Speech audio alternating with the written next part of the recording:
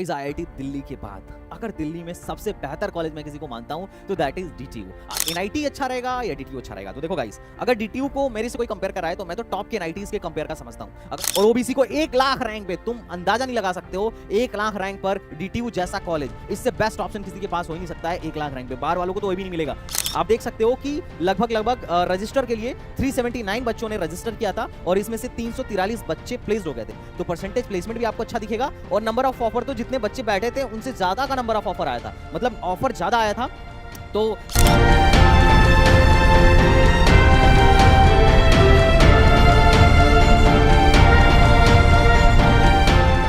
तो hello guys, welcome back to STBC and this is Sandeep भैया। और गाइस, आज के वीडियो में हम बात करने वाले हैं दिल्ली टेक्निकल यूनिवर्सिटी के बारे में। गाइस, आईआईटी दिल्ली के बाद अगर दिल्ली में सबसे बेहतर कॉलेज मैं किसी को मानता हूं तो दैट इज डीटीयू। अब इस बात को सुन के कई लोग चढ़ जाएंगे कि अरे भैया एनएसयूटी कहां चला गया, ट्रिपल आईटी दिल्ली कहां चला गया। तो देखो यार, डीटीयू के पसंद करने के पीछे मेरे अपने कारण है। एनएसयूटी भी अच्छा कॉलेज है, बिल्कुल मैं बोलूंगा कि that is also very good college. Triple IT Delhi का तो परसेंटेज प्लेसमेंट ऐसा है कि जिसको आप कंपेयर भी नहीं कर सकते हो। जितने बच्चे जाते हैं कंप्यूटर साइंस वगैरह में 100% का प्लेसमेंट है। वहां पे जितने बच्चे प्लेसमेंट के लिए एलिजिबल होते हैं ऑलमोस्ट सबका जॉब लग जाता है। हालांकि ट्रिपल आईटी यानी अपने डीटीयू में 100% का प्लेसमेंट किसी भी ब्रांच में नहीं है, पर ट्रिपल आईटी दिल्ली में एक्चुअली एलिजिबल बच्चों का 100% का प्लेसमेंट है। इस बात से मैं मना ही नहीं कर रहा हूं। और परसेंटेज प्लेसमेंट के साथ साथ वहां पर भी ऑलमोस्ट वो सारी टॉप की कंपनीज आती हैं जहां जाना आपका ड्रीम हो सकता है। बट डीटीयू के पसंद करने के पीछे बहुत सारे रीजन है और मैं बताऊंगा भी। और मैंने भी यही एडमिशन लिया था, दिल्ली टेक्निकल यूनिवर्सिटी में ही एडमिशन लिया था। बाद में आईआईटी गुवाहाटी जब चला गया तो यहां से एडमिशन कैंसिल करा लिया। बट कोई नहीं, चलो गाइस शुरू करते हैं और देखते हैं दिल्ली टेक्निकल यूनिवर्सिटी कैसा है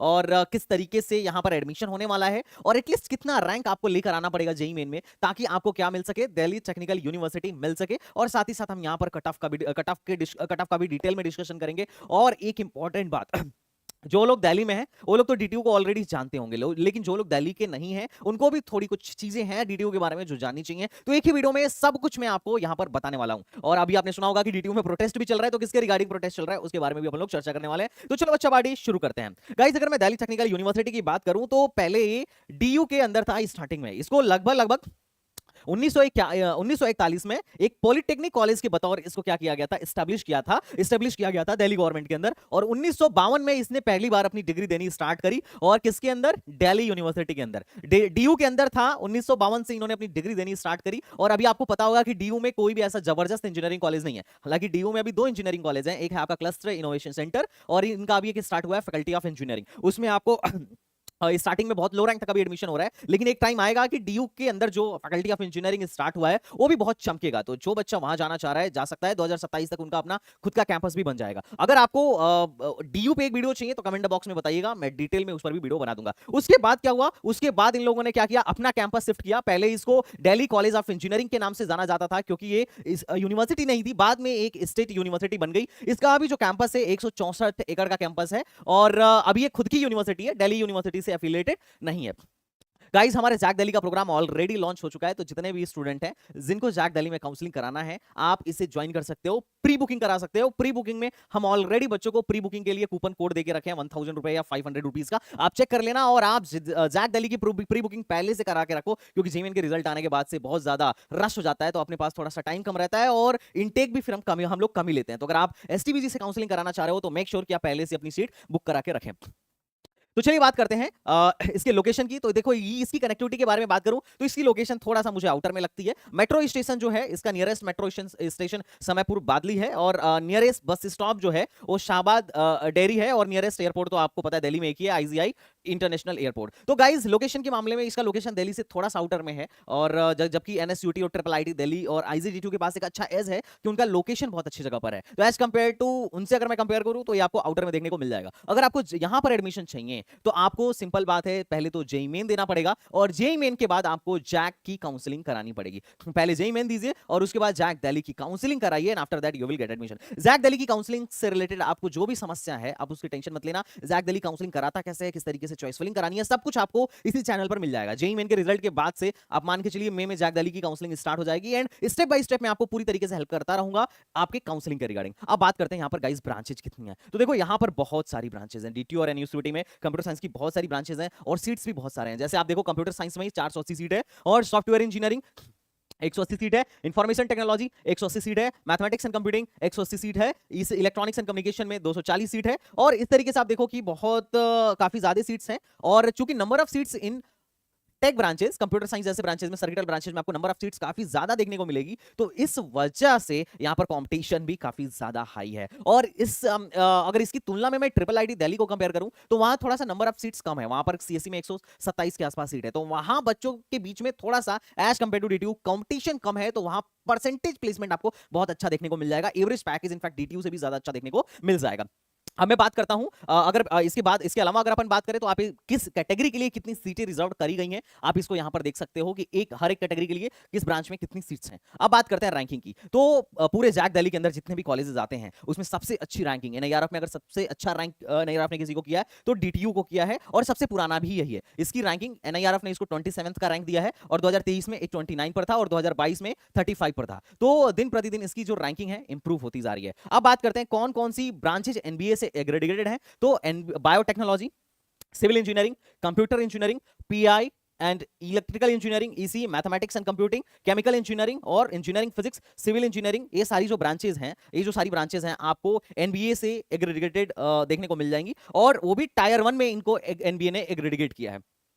अब बात करते हैं माइनर डिग्री का कॉन्सेप्ट। मान लो अब जैसा कि आप में से हर एक को पता है कि अगर आपको इन टॉप के ब्रांचेस में एडमिशन लेना है, इन टॉप के ब्रांचेस में जैसे कंप्यूटर हो गया, सॉफ्टवेयर हो गया, इंफॉर्मेशन हो गया, मैथमेटिक्स एंड कंप्यूटिंग हो गया और ईसी हो गया, तो आपकी रैंक बहुत अच्छी होनी चाहिए। जो नीचे के ब्रांचेस हैं उसमें बहुत लो रैंक तक एडमिशन हो जाता है, खासकर बायोटेक्नोलॉजी और इन्वायरमेंटल इंजीनियरिंग और सिविल इंजीनियरिंग और केमिकल इंजीनियरिंग। लास्ट के 2 ब्रांच तो फेमस हैं, लाखों रैंक तक एडमिशन देने के लिए फेमस है, बहुत लो रैंक तक एडमिशन होता है। सबसे लो रैंक वाला बच्चा जो एंट्री मारता है ना, वो यहीं पे मारता है। लेकिन अगर मान लो आप नीचे की ब्रांचेस में भी हो, तो अच्छी बात यह है कि आपको ऊपर के ब्रांचेस की पढ़ाई करने का मौका मिल सकता है through out the minor degree. Most of the branches, चाहे वो कंप्यूटर साइंस हो या इनका एमबीए डिपार्टमेंट हो या इलेक्ट्रॉनिक्स डिपार्टमेंट हो या ट्रिपल ई डिपार्टमेंट हो, सबने क्या कर रखा है, माइनर डिग्री ओपन कर रखा है। कि जैसे एक बच्चा है, उसने इंजीनियरिंग फिजिक्स में मान लो मेजर डिग्री अपना परस्यू कर रहा है, तो अपना माइनर अगर उसको कंप्यूटर साइंस में करना हो, या उसको लग रहा है कि भैया मेरे को माइनर इलेक्ट्रॉनिक्स में करना हो, तो अपनी माइनर डिग्री इलेक्ट्रॉनिक्स में परस्यू कर सकता है, बशर्ते सीपीआई मेंटेन करके रखनी पड़ेगी। क्योंकि सपोज दैट आपको लग रहा है कि भैया मैं नीचे के ब्रांच में हूं, मैं कंप्यूटर साइंस से माइनर करना चाह रहा हूं, तो एक आप ही थोड़ी हो जो कंप्यूटर साइंस से माइनर करना चाह रहे होगे, हर नीचे वाला बच्चा चाह रहा होगा कंप्यूटर साइंस से माइनर करना। अब हर बच्चा जब माइनर के लिए फॉर्म आएगा, तो देखो माइनर डिग्री में सीटें तो फिक्स होंगी ना, हर department number of seats fix ही निकालेगा, तो उसमें क्या है कि हर बच्चा माइनर करना चाहेगा कंप्यूटर साइंस में, तो उस केस में कुछ ही बच्चों को कंप्यूटर साइंस मिल पाएगा, तो वहां पे अंदर जाके भी कॉम्पिटिशन है माइनर डिग्री के लिए भी। अब देखते हैं कौन कौन सा डिपार्टमेंट किस किस प्रोग्राम में माइनर डिग्री ऑफर करता है। जैसा कि आप देख सकते हो कि काफी अच्छी अच्छी माइनर डिग्री आपको देखने को मिल जाएंगी। जैसे कंप्यूटर साइंस डिपार्टमेंट की अगर मैं बात करूं, तो minor degree in computer engineering में अदर डिसिप्लिन वाले बच्चों को वो देता है, और जिसमें बहुत अच्छे सब्जेक्ट जैसे डेटा स्ट्रक्चर, डेटाबेस मैनेजमेंट और ऑब्जेक्ट ओरिएंटेड प्रोग्रामिंग है ना, ओएसडी ऑपरेटिंग सिस्टम डिजाइन, मतलब डिस्क्रीट स्ट्रक्चर जैसे बहुत अच्छे अच्छे सब्जेक्ट आपको यहाँ पे पढ़ने को मिल जाएगा। उसके अलावा अगर कोई मशीन लर्निंग में माइनर डिग्री परस्यू करना चाह रहा है, तो मशीन लर्निंग में भी माइनर डिग्री परस्यू कर सकता है कंप्यूटर साइंस डिपार्टमेंट के अंदर। तो कंप्यूटर साइंस दो माइनर डिग्री ऑफर करता है अदर डिसिप्लिन वालों को। और उसी तरीके से सॉफ्टवेयर इंजीनियरिंग के अंदर भी आपको एक तो माइनर डिग्री सॉफ्टवेयर इंजीनियरिंग में मिल जाएगा, माइनर डिग्री डेटा साइंस में भी मिल जाएगा। तो ये बड़ी अच्छी चीज है आपको डीटीयू के अंदर, ये बड़ी अच्छी चीज आपको देखने को मिल जाएगी माइनर डिग्री का concept. And which is very good, जो कि आप अगर आप इलेक्ट्रॉनिक्स वगैरह में हो या किसी और ब्रांच में हो और टेक में अपना करियर बनाना चाहते हो, तो आराम से बना सकते हो, क्योंकि आपके पास एक पॉजिटिव एज रहता है, एक अपर एज होता है टेक कंपनीज में एंट्री मारने का, क्योंकि आपने माइनर डिग्री ऑलरेडी परस्यू कर रखा है और उनके सब्जेक्ट्स को पढ़ रखा है। अब बात करते हैं फीस स्ट्रक्चर। और अभी जो मैं आपको बता रहा था कि डीटीयू में क्या हो रहा है, प्रोटेस्ट हो रहा है, वो फीस स्ट्रक्चर को ही लेके हो रहा है।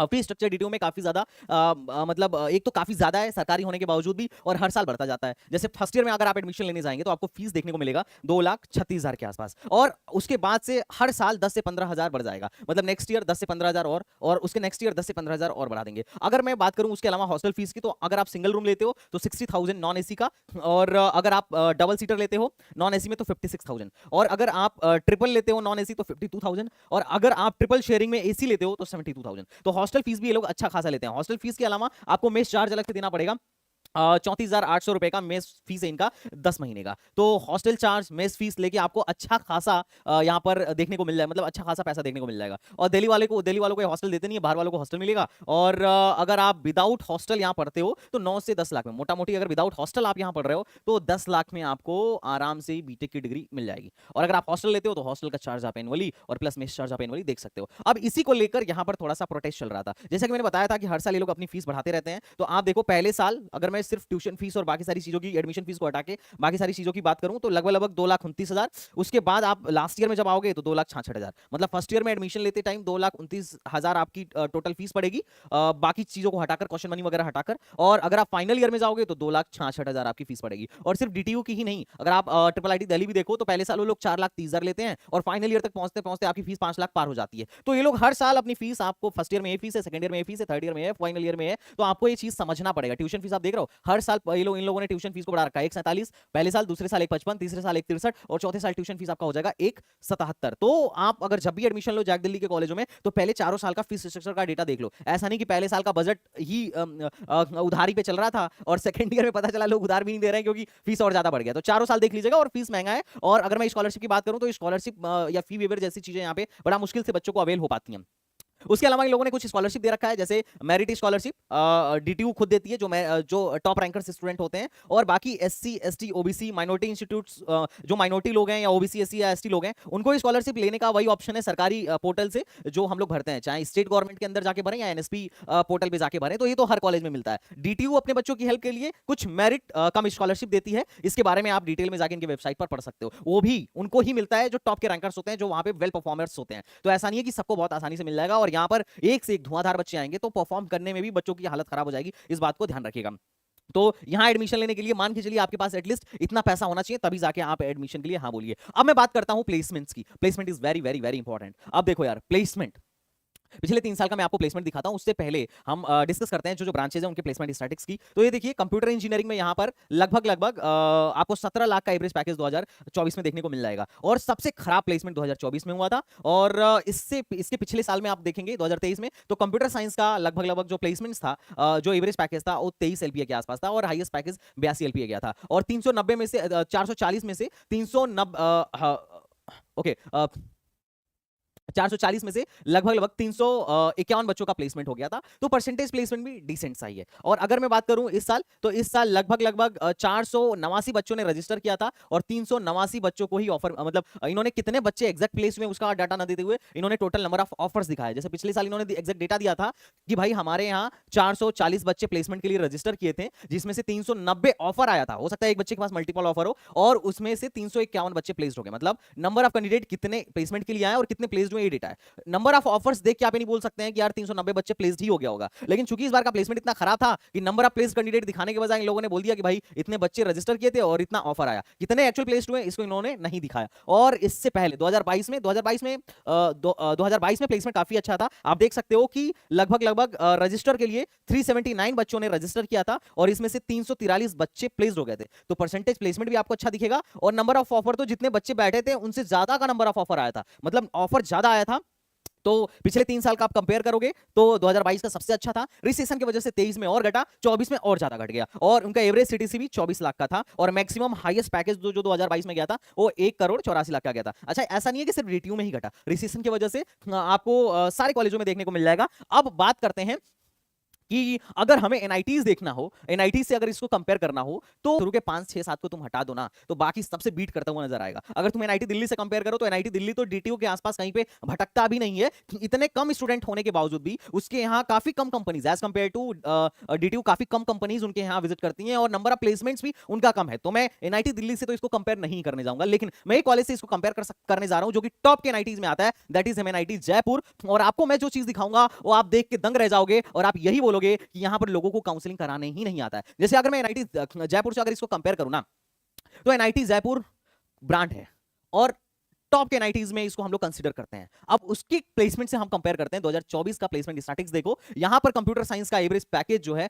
सॉरी मीडियन एवरेज पैकेज आपको 18 लाख को देखने को मिलेगा, मीडियन पैकेज 15.5 लाख को देखने को मिलेगा। और 75 में से अभी 64 बच्चे, सॉरी 75 बच्चे इनके यहाँ प्लेस्ड हुए थे। लास्ट ईयर कितने बच्चे ध्यान से समझना, 2024 के डेटा में इन्होंने भी नहीं दिखाया कि कितने बच्चे प्लेसमेंट के लिए बैठे थे और कितने प्लेस्ड हुए। जबकि 2023 में थोड़ा सा अच्छा प्लेसमेंट हुआ था तो इन्होंने दिखाया था कि भाई कंप्यूटर साइंस में 118 में से 99 बच्चे प्लेस्ड हो गए थे और हमारे यहाँ बहुत अच्छा परसेंटेज प्लेसमेंट था 83%। और 2022 में इनके यहाँ से अच्छा प्लेसमेंट हुआ था, 2022 में सबके यहाँ से अच्छा प्लेसमेंट हुआ था। तो इन्होंने भी ये दिखाया था कि भाई हमारे यहाँ एलिजिबल स्टूडेंट थे 100 और उसमें से 98 बच्चे प्लेस्ड हो गए, 98% का प्लेसमेंट रेशियो। तो इन्होंने ये चीज दिखाया था, लेकिन 2024 में इसको अभी इन्होंने नहीं दिखाया।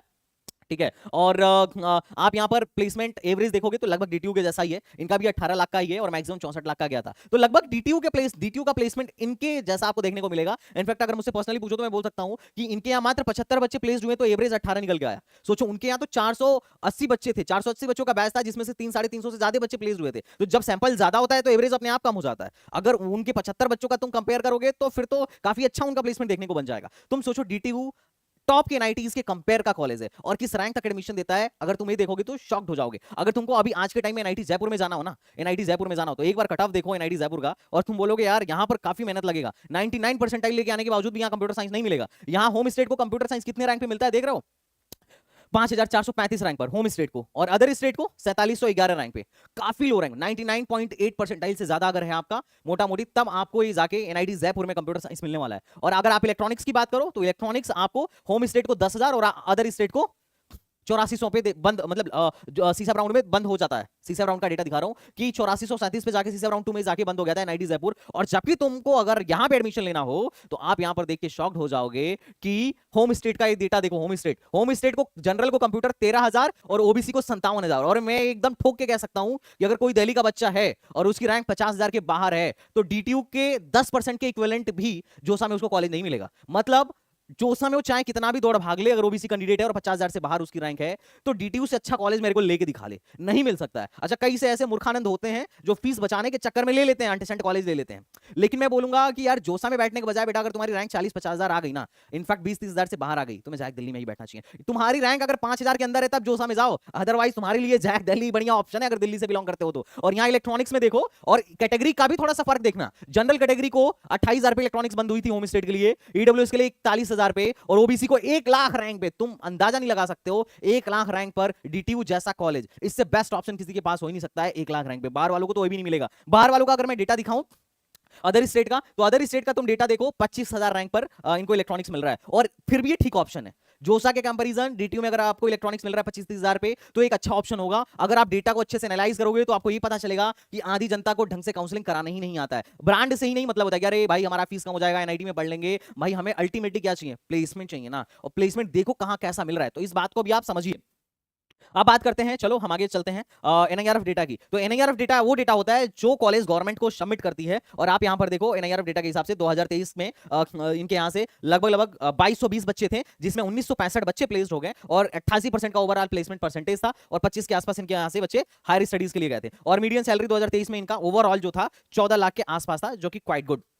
बाकी एक चीज मैं आपको और दिखाता हूं जिसको हम बोलते हैं जीपीएचई स्कोर। जीपीएचई क्या होता है, तो एक कंबाइंड परसेंटेज होता है जिसमें हम प्लेसमेंट, हायर स्टडीज और एंटरप्रेन्योरशिप, प्लेसमेंट, हायर स्टडीज और एंटरप्रेन्योरशिप को हम देखते हैं, उसके स्कोर को देखते हैं। तो जीपीएचई में आईआईटी मद्रास को एनआईआरएफ ने रैंक 1 दिया था जीपीएचई स्कोर के बिहाफ पर कि कितने बच्चे यहां प्लेस्ड हो रहे हैं। क्योंकि देखो इनमें से किसी भी चीज में बच्चा जा रहा है ना, तो मान के चलो कॉलेज के लिए अचीवमेंट है। अगर बच्चा अच्छा प्लेसमेंट मान रहा है तो भी कॉलेज के लिए एक अचीवमेंट है। अगर बच्चा हायर स्टडीज के लिए मान लो फॉरेन चला गया, एमआईटी में जाके पढ़ रहा है, वो भी कॉलेज के लिए अच्छा अचीवमेंट है। और अगर उसने एंटरप्रेन्योरशिप कुछ स्टार्टअप कर दिया तो भी वो एक तरीके से कॉलेज का ही अचीवमेंट है। तो उसके बिहाफ पे एनआईआरएफ ने इस रैंक किया था कि सबसे अच्छा जीपीएचई स्कोर किसका चल रहा है। तो नंबर 1 पे आया था आईआईटी मद्रास और नंबर 2 पर आया था आईआईटी दिल्ली। और आईआईटी दिल्ली में इस टाइम पे सबसे ज्यादा स्टार्टअप हो रहे हैं। उसके बाद ऐसे ही करके टॉप के आईआईटीज और एनआईटीज की लिस्ट निकालने के बाद 29 पर जो अपना आया था वो आया था डीटीयू। तो सोचो इतने सारे इंजीनियरिंग कॉलेजेस हैं, 23 आईआईटीज हैं, 32 एनआईटीज हैं, 26 ट्रिपल आईटीज हैं, और उसके अलावा इन सबको अगर कंपेयर करके देखा गया तो अपना डीटीयू 29 पर आया। इसकी जीपीएचई स्कोर जो थी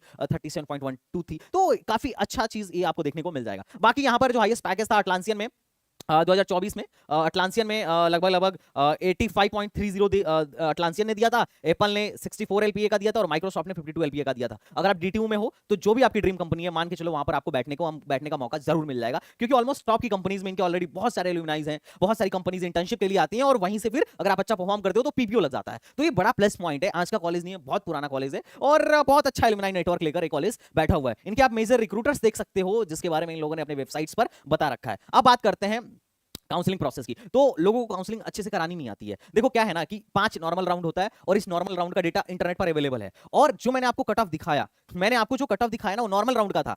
एक्चुअल में उसके बाद एक स्पॉट राउंड भी होता है और एक स्पेशल राउंड भी होता है, तो उसमें तो और भी ज्यादा लो रैंक तक एडमिशन होता है, पर पीपल आर नॉट अवेयर, और इस वजह से बहुत सारे बच्चे ऐसे हैं कि बहुत लो रैंक होने के बावजूद भी, लाखों में रैंक होने के बावजूद भी एडमिशन पा सकते थे, पर वो नहीं पा पाते हैं due to lack of awareness. पर टेंशन मतलब एसटीबीजी आपके साथ बना हुआ है, और आपके लिए क्या बेस्ट कॉलेज होगा या फिर डीटीयू एनएसयूटी में किस लास्ट रैंक तक एडमिशन होगा, वी विल हेल्प यू, और स्पॉट तक जाते जाते कहीं ना कहीं तो आपको शटल कराई देंगे। और लास्ट ईयर भी एनएसयूटी आईजीडीटीयू में बहुत सारी बच्चों को स्पॉट में, स्पेशल स्पॉट में मैं भेजवाया था, और उनकी वीडियोस भी एसटीबीजी पर पड़ी हैं, और उनके पेरेंट्स का कहना था कि सर मेरे को तो पता ही नहीं था कि इतनी लो रैंक पे भी एडमिशन हो सकता है, मेरी बिटिया का तो हो ही नहीं सकता था एडमिशन अगर आप नहीं होते तो। लेकिन मैं अपनी कोई बड़ाई नहीं कर रहा हूं, मैं बता रहा हूं, अब मैं बता इसलिए रहा हूं क्योंकि स्कोप है, आप भी अपने रैंक के हिसाब से अच्छा कॉलेज ढूंढ सकते हो अगर थोड़ा सा रिसर्च करो या एसटीबीजी की वीडियो देखो तो। बाकी रिजर्वेशन पॉलिसी है कि यहां पर डीटीयू में 85% सीट जो है होम स्टेट के लिए है, और बाकी 15% सीट में ही अदर स्टेट वाले एडमिशन ले सकते हैं, तो ये चीज ध्यान रखना। यहां पर एडमिशन लेने के लिए एलिजिबिलिटी क्राइटेरिया ये है कि आपका 60% होना चाहिए, और पीसीएम में 60% होना चाहिए, और अगर एससी एसटी है तो 50% में भी काम चल जाएगा। अगर आपने 12th दिल्ली से किया है तो आप होम स्टेट के बच्चे कहलाओगे, अगर आपने 12th बाहर से किया है तो आप अदर स्टेट के बच्चे कहलाओगे। होम स्टेट के बच्चों के लिए 85% सीट रिजर्व्ड है, अदर स्टेट के बच्चों के लिए जो है 15% सीट पे ही एडमिशन होगा, उनके लिए 15% सीट रिजर्व्ड है। तो इस बात को आप समझिएगा, जिसने 12th दिल्ली से करा लिया अपने बच्चे का, आप मान के चलिए उसकी चादी ही चादी है, क्योंकि ये उन्हीं का कट ऑफ है, उन्हीं का एक कट ऑफ है कि उनको, उनके बच्चों को सीएससी 13,000 रैंक पर, ईडब्ल्यूएस को 25,000 रैंक पर, ओबीसी को 57,000 रैंक पर, एससी को 1,22,000 रैंक पर, और एसटी को 3,60,000 रैंक पे आराम से मिल जाएगा। इन्वायरमेंटल की अगर मैं बात करूं तो इन्वायरमेंटल देखो 75,000 रैंक पर होम स्टेट को मिला है, और ये 1,37,000 ईडब्ल्यूएस और 3 लाख रैंक पर ईडब्ल्यूएस को मिला है। अच्छा, इसके अलावा जब स्पेशल और स्पॉट राउंड हुआ था तो इन्वायरमेंटल बहुत लो रैंक तक चला गया था, क्योंकि उसकी सीटें जल्दी भरती नहीं है, इन्वायरमेंटल और बायोटेक की सीटें भरना थोड़ा मुश्किल रहती हैं, और ओबीसी को तो 3-3 लाख रैंक तक एडमिशन मिलता है, एससी की तो 9-10 लाख रैंक तक एडमिशन मिलता है, और एसटी को टेंशन लेने की बात नहीं है क्योंकि इनको इलेक्ट्रॉनिक्स जैसा ही ब्रांच 11 लाख रैंक पे मिल जाता है।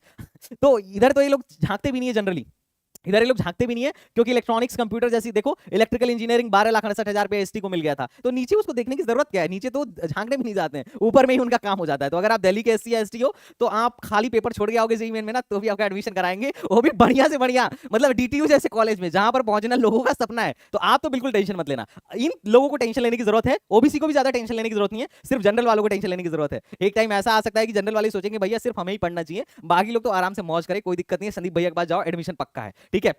बाकी 2023 से तुम कंपेयर कर सकते हो कि 2023 की तुलना में इस बार कट ऑफ थोड़ी सी लो गई थी, तो 2023 की तुलना में आप यहां पर देख सकते हो कंप्यूटर साइंस वगैरह का कट ऑफ जो है थोड़ा सा ड्रॉप हुआ था, क्योंकि जो सॉफ्टवेयर इंजीनियरिंग 2023 में 19,000 पे मिल रही थी, वही सॉफ्टवेयर इंजीनियरिंग 2024 में 21,000 रैंक पे भी मिली है, तो थोड़ा सा आपको ड्रॉप देखने को मिल जाएगा। उसके अलावा मैं अदर स्टेट का डेटा दिखा रहा हूं, अदर स्टेट वालों के लिए शामत है, क्योंकि उन्हें इन्वायरमेंटल लास्ट जो ऑफर हुआ था 5वें राउंड में 27,000 रैंक पे ऑफर हुआ था, तो इनके लिए अच्छा ऑप्शन नहीं है। मैं कहूंगा कि तुम लोग इन्वायरमेंटल के चक्कर में ना पड़ना कि भैया कॉलेज अच्छा है तो यही इन्वायरमेंटल में पढ़ जाते हैं, तो तुम्हें सिर्फ टॉप के ब्रांचेस के ही चक्कर में पढ़ना चाहिए, नीचे के ब्रांचेस में बहुत ज्यादा तुम्हें फायदा नहीं होगा, ठीक है। अब बात करते हैं स्पॉट राउंड की, तो स्पॉट राउंड में क्या होता है, स्पॉट राउंड में टॉप की ब्रांचेस बचती नहीं है, नीचे की ब्रांचेज ही बचती हैं, तो उसमें फिर अपने को फायदा नहीं है। लेकिन जो नीचे की ब्रांचेज में इंटरेस्टेड है, जिसको एक अच्छा कॉलेज लाइफ, अच्छा एक्सपोजर चाहिए, अच्छी लाइफ फैसिलिटी चाहिए, और मतलब एक चिल कॉलेज लाइफ चाहिए, तो डीटीयू तुम जा सकते हो अगर तुम्हें यूपीएससी कैट फलाना ढमकाना की तैयारी करना हो तो, क्योंकि दिल्ली में है और ऊपर से यहाँ पर अच्छे कॉन्टैक्ट बनते हैं, नेटवर्क बड़ा अच्छा बनता है, तो you can go for this. Otherwise तो मैं नीचे के ब्रांचेज में आपको ज्यादा नहीं बोलूंगा, क्योंकि आप नीचे के ब्रांचेज में प्लेसमेंट भी देखोगे तो आपको बड़ा ज्यादा सेटिस्फैक्टरी नहीं लगेगा। क्यों नहीं लगेगा, जैसे देखिए इंजीनियरिंग फिजिक्स में अगर मैं 2024 का डेटा दिखाऊं तो 68 बच्चे थे, और जिसमें 42 बच्चे लगभग प्लेस्ड हुए, सॉरी 2023 का डेटा है, 2024 का डेटा देखिए। इंजीनियरिंग फिजिक्स कहां गया जी, ये है ना, सॉरी इंजीनियरिंग फिजिक्स ये है। अब देखो यहाँ पर नंबर ऑफ रजिस्टर्ड कैंडिडेट 110 थे और ऑफर मिला 66 को, तो तुम देखोगे तो तुम्हें थोड़ा सा ज्यादा सेटिस्फैक्टरी नहीं लगेगा। हाईएस्ट पैकेज 26 लाख था और 10 लाख का आपको एवरेज पैकेज देखने को मिलेगा, तो इतना अच्छा नहीं है। इन्वायरमेंटल में तो बड़ा बुरा हाल था। आप देखो 69 कैंडिडेट्स थे और 44 ऑफर मिला, मात्र ओनली 44 ऑफर। और अगर प्लेस कैंडिडेट की बात करोगे तो प्लेस कैंडिडेट शायद 40 से भी कम हो, तो 50% का भी प्लेसमेंट आपको यहाँ पर देखने को नहीं मिलेगा। तो बायोटेक में तो और ज्यादा बुरा हाल है, 74 में से मात्र 37 ऑफर मिला। 37 में भी ऐसा हो सकता है कि एक बच्चे के पास 2-3 ऑफर हो, तो 30 से भी कम या 30-35 बच्चे ही यहाँ पर प्लेस्ड हो पाए थे। तो नीचे के ब्रांचेस में I would not like to suggest कि तुम यहाँ पर जाओ, है ना, क्योंकि अदर स्टेट से हो तो तुम्हारे पास इससे भी ज्यादा अच्छे ऑप्शंस हैं। जिस रैंक पर ये लोग आपको एडमिशन दे रहे हैं ना, उससे ज्यादा अच्छे ऑप्शन है, तो इनके चक्कर में ना पड़ना, नीचे वाली ब्रांचेस के चक्कर में। ये मेरा पर्सनल सुझाव है।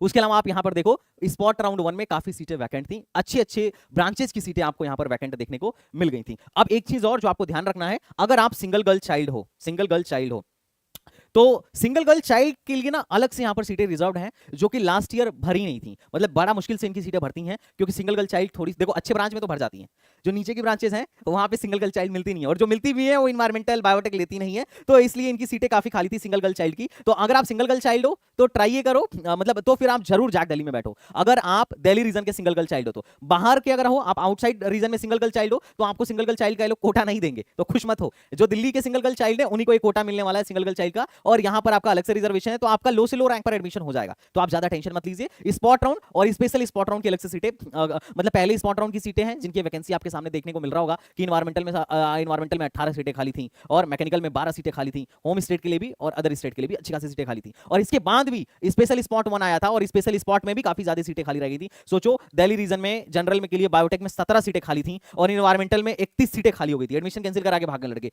तो जल्दी भरता नहीं है। ये स्पेशल स्पॉट 1 की मैं बात कर रहा हूं। तो अगर आपको, आपने ये मान लिया है कि भाई हमको डीटीयू में ही एडमिशन लेना है, तो चाहे जितनी भी लो रैंक हो, 3 लाख रैंक हो, 4 लाख रैंक हो, 2 लाख रैंक हो, आप एसटीबीजी से संपर्क करें, हम आपको स्पेशल स्पॉट और स्पॉट में भी बैठाएंगे, ताकि आपके लो रैंक पर भी आपको एक डिसेंट सा बढ़िया सा कॉलेज मिल सके।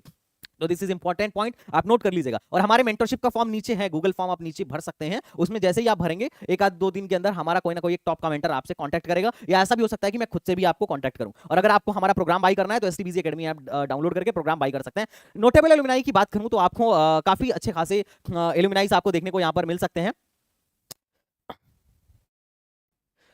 सो गाइस, बात करते हैं एलुमनाई नेटवर्क के बारे में। जबरदस्त एलुमनाई नेटवर्क है, बहुत सारी एनआईटीज और इनफैक्ट बहुत सारी आईआईटीज से अच्छा एलुमनाई नेटवर्क है इसका, जैसा कि तुम देखो, है ना। इनका विनोद धाम सर जो है इन्वेंटर है पेंटियम चिप के, और Raj Soni founder and CEO of Soni LLC, और ये कौन है, केएल सर हैं, आईटीसी के इस समय चेयरमैन है। डॉक्टर योगेश सूद, ये नासा में गोल्ड मेडलिस्ट रहे हैं। गूगल में भी इनके लोग हैं, वाइस प्रेसिडेंट हैं गूगल के Sanjay Gupta sir. MD and CEO हैं अनिल सर, अदानी में ऑलरेडी बड़ा फेमस होगा, फेमस है। और अशोक सर जो है सीएमडी हैं किसके, भेल के, भेल एक पीएसयू है, बहुत सारे आप में से जानते होंगे। फेसबुक में भी इनके लोग हैं, मार्केटिंग मतलब टॉप के पोजीशन पे, मार्केटिंग डायरेक्टर हैं फेसबुक में। और याहो के वीसी और एक्स सीईओ रह चुके हैं शरद सर, तो वो भी यहीं के एलुमनाई हैं। और उसके अलावा आप देख सकते हो टीसीएस में और आईआरकॉन में भी इनके लोग हैं टॉप के पोजीशन में। तो इनका एलुमनाई नेटवर्क गाइस बहुत शानदार है, और एलुमनाई नेटवर्क जितना ज्यादा तगड़ा होगा, आपके पास इंटर्नशिप की, आपके पास प्लेसमेंट की उतनी अच्छी अपॉर्चुनिटी होगी। और इन लोगों ने बहुत अच्छे इनिशिएटिव भी ले रखे हैं अपने कॉलेज के जूनियर्स के लिए। उसके अलावा आप देख सकते हो कि जो पेटीएम के फाउंडर्स थे 1998 के बैच के यहीं के पास आउट है, और इनके एलुमनाई हैं। और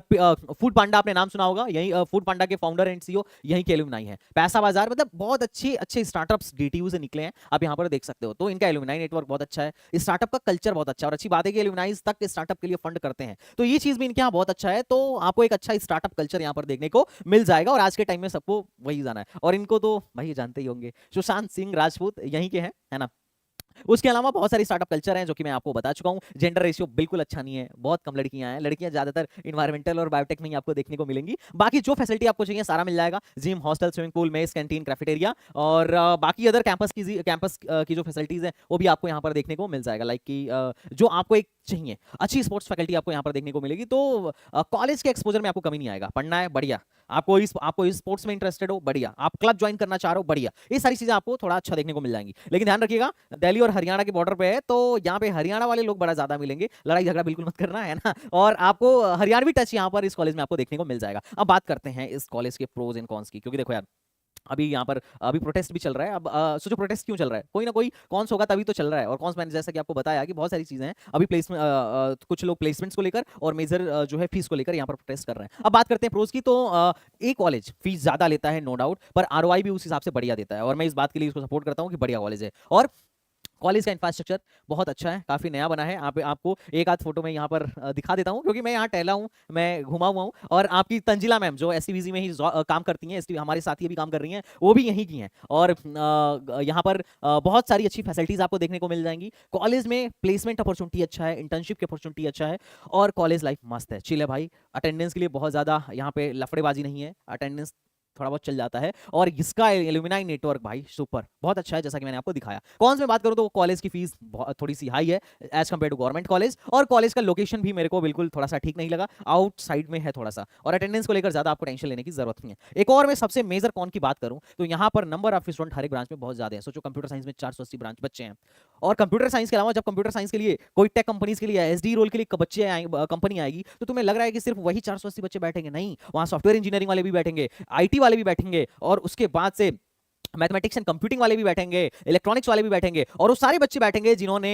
माइनर डिग्री कंप्यूटर साइंस में किया होगा। तो तुम्हारे पास बहुत अच्छा फाइट, तुम्हें अगर एसडी रोल के लिए या किसी टेक कंपनीज में सेलेक्ट होना है तो बहुत अच्छा खासा फाइट मारना पड़ेगा, तब जाके तुम्हें एक ढंग की प्लेसमेंट मिलेगी। ये याद रखना, ऐसा नहीं है कि सिर्फ रैंक खराब ले आए, डीटीयू मात्र में पहुंच गए और आपका बहुत बढ़िया पैकेज लग जाएगा, ऐसा कुछ नहीं है। वहां जाके एक्चुअल में पढ़ना पड़ेगा, रगड़ना पड़ेगा, क्योंकि कॉम्पिटिशन बहुत हाई है और ये लोग नंबर ऑफ सीट्स बढ़ाते जा रहे हैं। समझो जितना ज्यादा नंबर ऑफ सीट्स बढ़ता जाएगा, प्लेसमेंट उतना डाउन आपको नजर आता हुआ नजर आएगा, आप बहुत होपलेस नजर आओगे अगर आप इस रेस में बहुत आगे नहीं भाग रहे हो। तो आपको बहुत ज्यादा मेहनत करना पड़ेगा, क्योंकि आपके कॉम्पिटिटर आपके ही क्लासमेट्स होने वाले हैं, ध्यान रखिएगा। आपकी सीट यूं ही खा जाएंगे प्लेसमेंट के टाइम पे और आपको पता नहीं चलेगा, और पता चला कि यहाँ एक टॉप के कॉलेज से पढ़ने के बावजूद भी आप बेरोजगार निकले। ओके, तो चलो गाइस, फिर मिलते हैं नेक्स्ट वीडियो में। अगर आपको अच्छा लगा हो तो लाइक शेयर सब्सक्राइब करिएगा, और नेक्स्ट वीडियो में लेके आने वाला हूं एनएसयूटी और ट्रिपल आईटी दिल्ली पर। तो किसको किसको चाहिए कमेंट बॉक्स में बताओ। तो चलो बच्चा, बाय बाय, टाटा एंड जय हिंद।